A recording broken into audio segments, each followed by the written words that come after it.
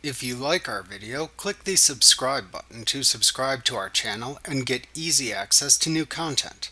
To see our full suite of ad-free video courses and training materials, visit us at teachucomp.com. To add billable time to invoices in QuickBooks Online, click the plus new button in the navigation bar. Then click the invoice link under the Customers heading in the menu to open the invoice window. Select the name of the customer or project for whom you entered the billable time to invoice from the Customer dropdown.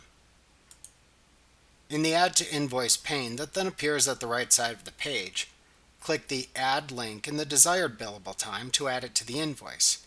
Alternatively, to add all billable expense and time you have entered for the selected customer or project, click the Add All link in this pane to add all the items in this pane to the invoice. After adding the billable costs, enter any other invoice information you need. Then click a Save button choice in the toolbar at the bottom of the invoice window to save it. Remember to click the subscribe button to see more of our videos. Get ad-free courses at teachucomp.com.